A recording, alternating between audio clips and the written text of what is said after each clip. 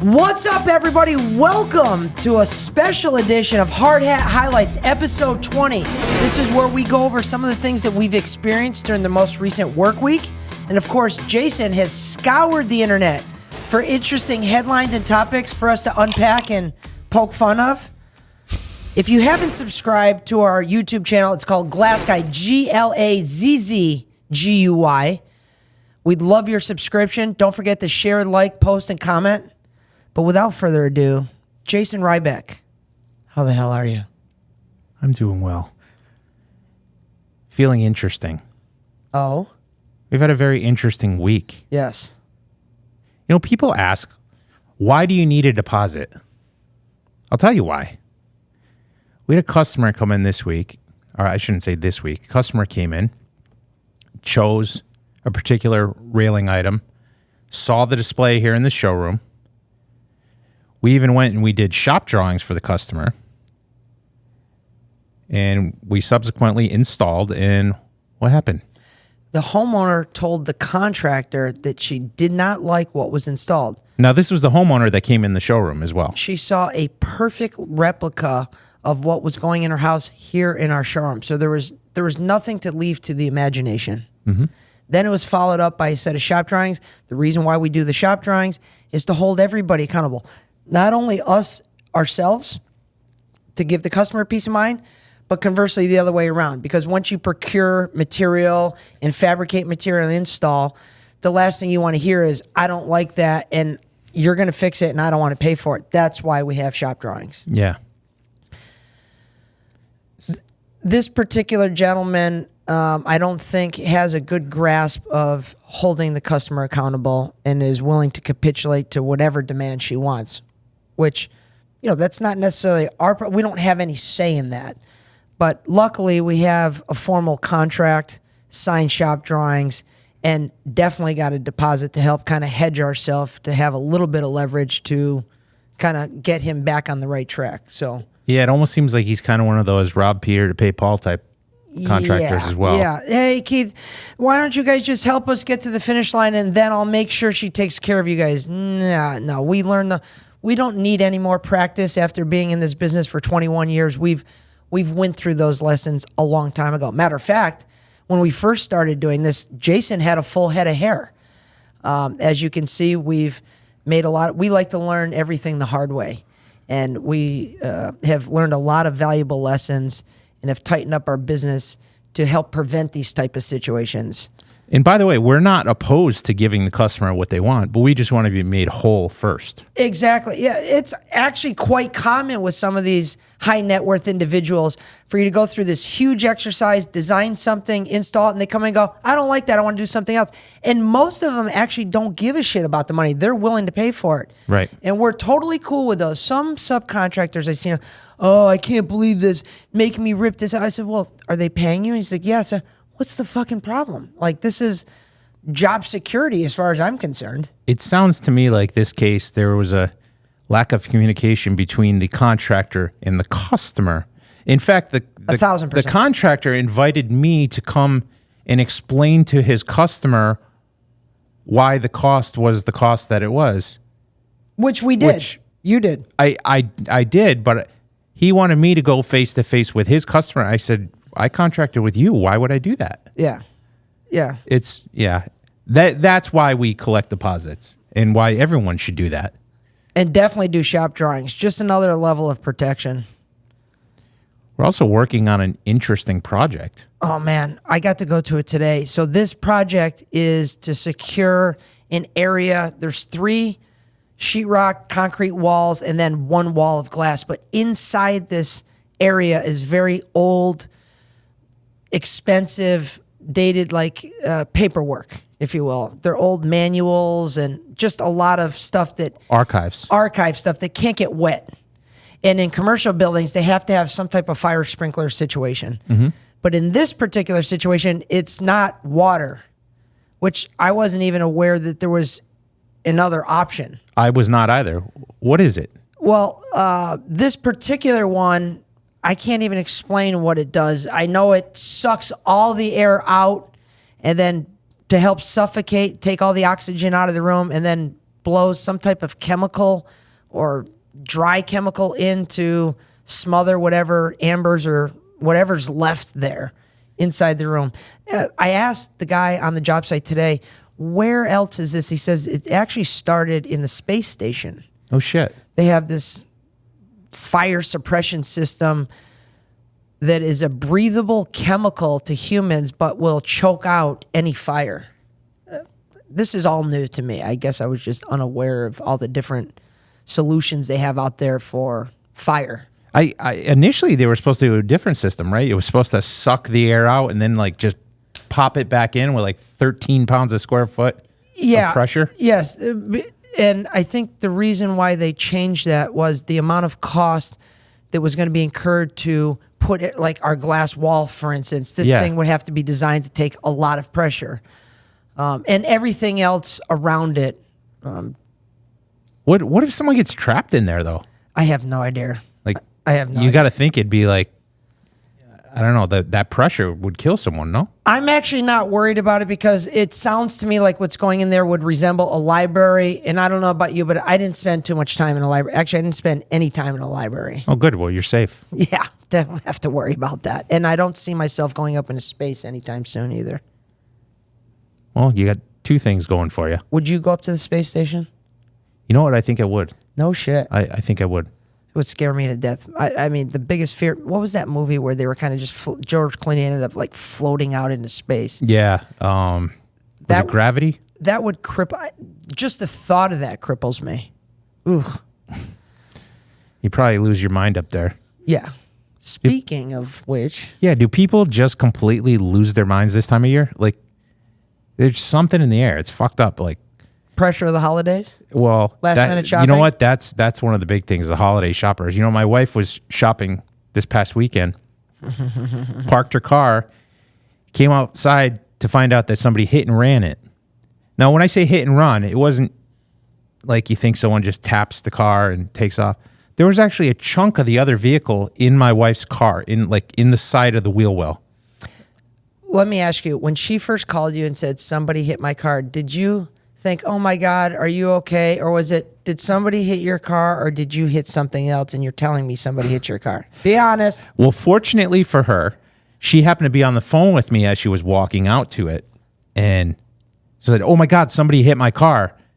Oh, And I'm I see. like- yeah. So it wasn't. Like, So immediately I'm like, "Oh, what, a shopping cart?" Right. You know, and come to find out that she really got nailed pretty good. I saw that there's a picture of the other person's vehicle still left inside your wife's car. Yeah, and I was helpless because I'm at home and I'm trying to play detective. I'm like, look at the car next to it. Yeah. Look at the cars around. It had to be a truck because it was this high off the ground and, doing all that. But long story short, you had to go through all the bullshit of getting a cop out and getting the police report file, which is weird because there's literally like very little information on there because there's no information about the other vehicle. We don't know what it is. And then go through filing a claim and doing all that crap with insurance companies, and nobody likes insurance companies. Yeah, I think we're going to get a little bit to that later in the show. But some shoppers get better deals than others, like free. Remember that girl in TikTok in Cape Coral that was recently arrested for kind of... Yeah, I think her name was Melina Velez. Yeah, had 250,000 followers. She was like scanning barcodes of different items in the store. And then when she went through self-checkout, she was basically scanning cheaper items than what she was getting. And she was caught and arrested for that. Okay. She was recently arrested just again for doing the same exact thing. At the same place, too, no? This woman, it's either a compulsive, like an addiction to being a thief, or she's really trying to get more followers. We should see if she got a pop in her followers after the first time being arrested. And if so, then I would think she did it intentionally just to get another, because it made national news. That's a bold strategy, Cotton. Maybe. Maybe she's just a complete idiot. Yeah, or maybe she has a girlfriend in prison and wants to spend the holidays together. As if that wasn't dumb enough, a Virginia man attempted to steal $1,400 worth of goods from Walmart. The only problem? He did it during Shop with a Cop. Oh my God.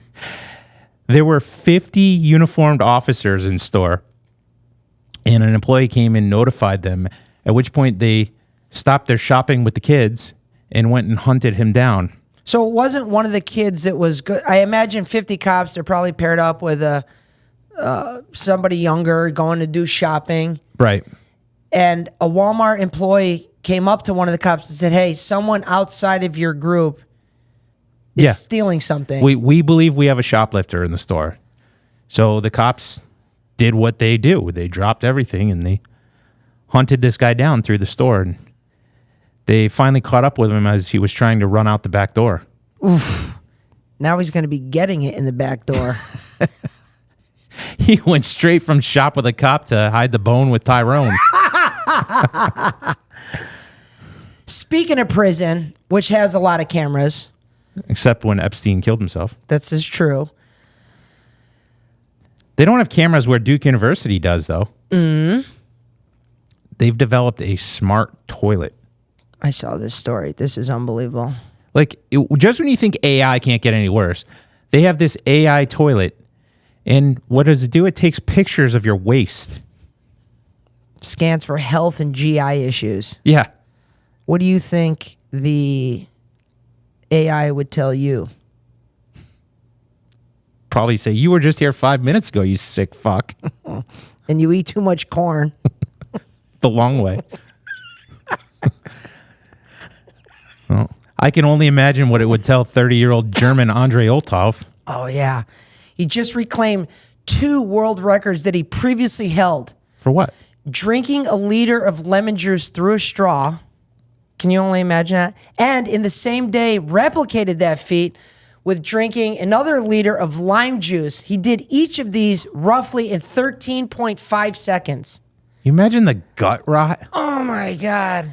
I can't even watch somebody like suck or eat on a lemon, let alone chugging 2 liters of lemon and then lime juice on top of it. The other thing, like the shit it does to your teeth, the enamel and all that. Oh. Ugh. Man. Reports say health insurance is preparing to drop him faster than Joe Biden on a flight of stairs. This is good, BB. In other healthcare news, United Health CEO, was gunned down outside of a New York City hotel this week. Do you see that? I saw this. It looked like a scene out of like Born Supremacy, just like almost execution style. Guy had like a backpack on, a little face mask. Yeah, it was nuts. And he was just slow and calculated. And It looked calculated's the perfect word. It looked calculated. they shot him in the leg, in the back. Then he was taken to the hospital where he later succumbed to his injuries and he died. Must not have had good insurance. I also saw, did you see today, another report came out that the shell casings that were found on the scene like had writing on them. I think one of them said like deny, defend, depose. Yeah, like something's fishy here. Something is just...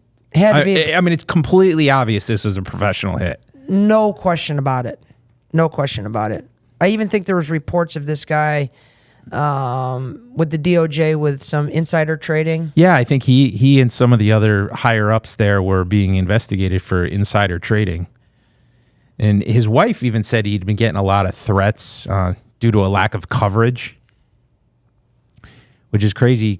Value Penguin actually just came out with a report saying that United Healthcare had the highest claim denial rate at 32%. That just seems really high. I mean, a third of all claims that would be put into an insurance company, a third of them are denied. Mm-hmm. Now, I got to imagine there's, just because of human beings in general, I got to imagine there's a certain amount of those claims that are just bogus, people trying to pull a shot on the insurance company, just like in every other industry. But 32% seems like a pretty high number. There's certainly some fuckery going on. I mean, God, 32%. Well, just look in every major city, all the buildings are either banks or insurance companies. Like, they're making a lot of money. That's right. A lot of money, like printing money. Well, think about it. How much money do you pay into these companies? And how much do you actually get out of it in the end? That's what I'm Nobody saying. makes out. Well, Never. Yeah, but I'm saying no. None of the insured No. ever make out. No. That's not. Because even if you start to make out, they drop you. Yeah. And then raise your rates. Yeah. 32%. Looks like that transition is off the table. Meanwhile, halfway around the world, there's a crypto bro who bought that piece of artwork called Comedian, which I did a green screen about a week ago on this. It was they called it a work of art that sold for $6.2 million, but it was a banana taped with duct tape to just a blank white sheetrock wall. This guy paid $6.2 million for this fucking artwork. And he did say that he was going to later eat the banana, which I think he just recently did. I think Hunter Biden is a more legitimate artist. Yeah, you're probably right. I mean, what is going on with somebody paying that kind of money for that item? There has to be some type of, not fraud, but money laundering scam or something, right? I mean, yeah. it wasn't a special banana. There was not, and the duct tape wasn't used on something like, Abraham's Lincoln shoes or so. It's just a random piece of duct tape and a banana from Publix. I don't understand what gives. Yeah, it's strange what people will pay money for, and there's a reason why they call it fuck you money. I understand why you could call it artwork. I get it. And we could have that discussion. But valued at $6.2 million. If this is what it counts for fine art, I have a picture of a marital aid outside of the back door of the Asian massage parlor. No, seriously. I'm only asking $250,000. What do you call it? Dear John. That's good. I like it. I like it a lot. I hear there are a lot of Asian massage parlors in Panama. Oh? It's doubtful that Rudiger Koch will see any of them. Why is that? The 59-year-old is more than halfway through his attempt to live in a 320 square foot underwater apartment Oh, yeah, I saw for this. 120 days straight. Can you imagine that? No. Would you do that? Not for 120 days. I've spent, how deep was this? Does it say how deep it was? It didn't say. It's this weird contraption. It's like, I don't know. It looks like, you ever see 2001 in Tampa? Yeah. It looks like the top of that. Yeah. I spent about an hour and a half underwater at about 110 feet. And it was an amazing experience. It's so surreal and calm. There's, obviously there's no trash. It's quiet. But there's only so much time. I couldn't imagine spending 120 days down there, especially alone. Yeah, that's got to go. You got to get a little stir crazy and You almost start to get a claustrophobic feeling too. It's just a weird dynamic. all work and no play makes Jack a dull boy. Yes. Yes, very dull. Well, he's been living underwater off the coast of Panama with nothing more than a TV, a stationary bike, a portable toilet, and a bed. If you could do it, what would you miss the most about it? And you said it's by himself. I would miss the human interaction. Yeah, I could see that. I mean, 120 days by myself, I'd talk myself into going crazy, I think. The luxury he said he misses the most? What is it? A shower. Which is surprising because he's German. That's good. Well, on that note, I'm going to get out of here. My phone is blowing up with buyers. And I need to grab some Velcro and a kumquat for my next masterpiece. We'll post that on our YouTube channel where you can find this episode, episode 20. We thank everybody who's watched up to this point. It's our 20th episode of Hard Hat Highlights. We'd love for you to subscribe, like, comment, and share. But until next time. See you then.